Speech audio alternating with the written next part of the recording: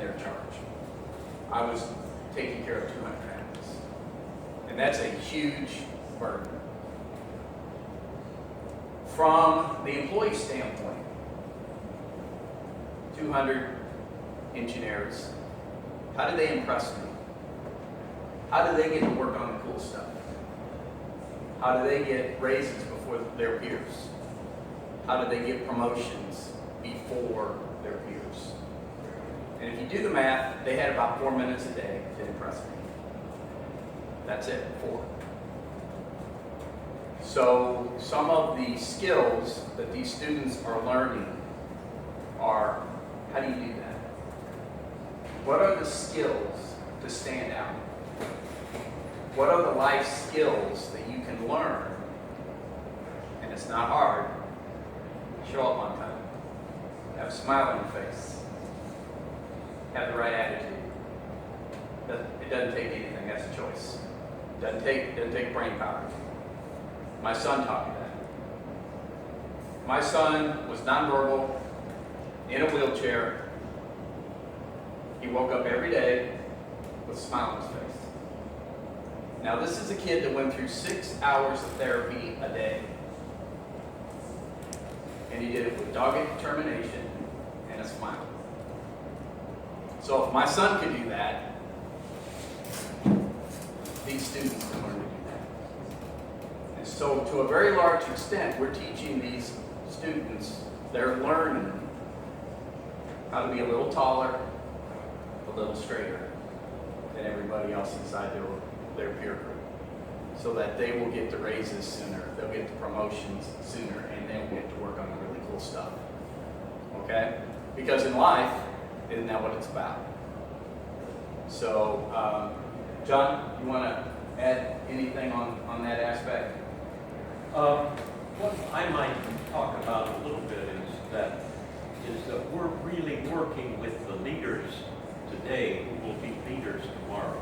I mean, most of these students are leaders in their class. And they're going to be leaders in business one way or another in the coming years. Some of them will work for large corporations, some will work for small ones, some will eventually be major leaders in those corporations, or they will start their own company very soon. But, you know, one of the things, I don't know when you're going to do questions about what they might have with us, but working with the leaders to help them be better leaders of themselves and of other people is what we're really doing here.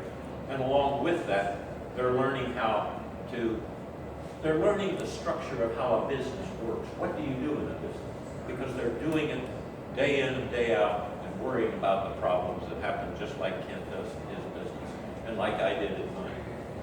And selfishly, I want them to pay Social Security like crazy.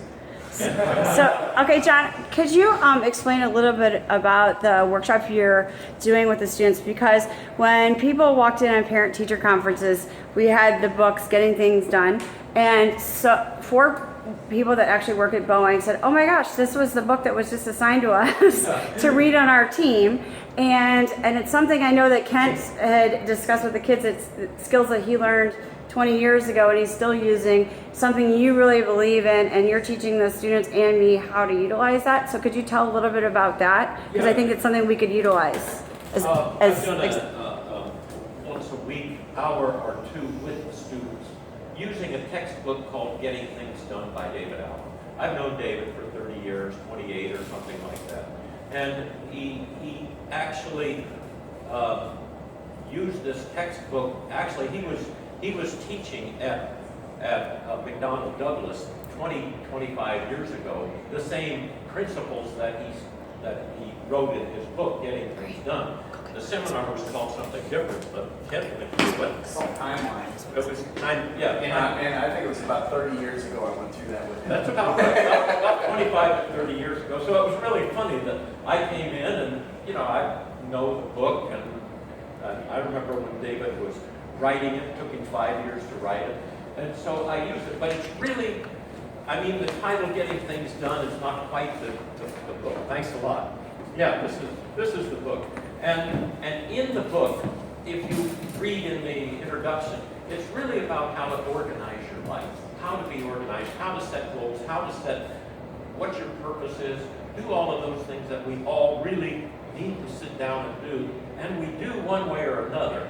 So that's really what it is presenting this, and then we just talk about the different aspects in the book, because the book is a smorgasbord of a lot of ideas about how to be organized.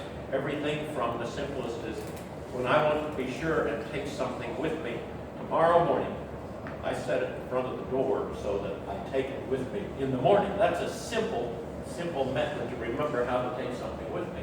But this is just a book filled with a lot of ideas on how to be organized. I think that's very appropriate that that one's all dog-eared. Yeah, no, somebody's been using this. So what I think a lot of us have gained for me with that book is that's the strategy, and those are processes that we can go back to and use.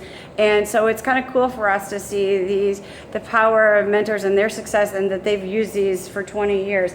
And what was really cool, I was at a lunch with John and Mark Lincoln, who was the founder of our alumni association, and David Allen actually did this workshop, what was in the 80s, for all Parkway teachers or administrators? He did it for, a lot of the, he did the seminar 2 or 3 times for the administrative staff in Parkway. I forgot exactly who was the director. Was it Don Senti when Don Senti was in? When Don Senti was here, yeah. He So, did the seminar for a lot of the teachers. And yeah. it's the same seminar that this book talks about. It's really interesting. So if you're going to take away, get the book today. We got it on Amazon. It's really helped, because a lot of for me, it's anything you can do in 2 minutes, do it right then. Yeah. So that it kind of clears your brain, and also get everything down on paper so it's not in your brain cluttering. Because I know you guys are super busy, and you're also building your career at the same time, and some of you have kids, and some of you might be in master's programs, and it's tough. I don't know how people do it, but with these strategies, it's been much easier, and I think the kids can kind of testify to that too, and we can talk more So about we had that. one of the students came to me one time, and probably 6 weeks ago, and said, "Gosh, I just can't get everything done. I'm so busy. I'm so busy. I'm so busy." And I said, "Well, how do you organize yourself?" And she goes, "What do you mean?" I said, "Well, what's the method you use to keep everything organized?" "Well, I kind of keep it in my head." I said, "Oh, no. So we gave them 3 or 4 different ways to organize themselves. And I said, "There's no right way, wrong way." And she came up to me, she opened that book and said, "You mean like this?" So they really get opportunities to learn, and they learn at an accelerated pace.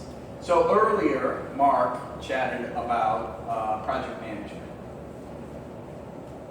These folks are 16, 17, 18 years old.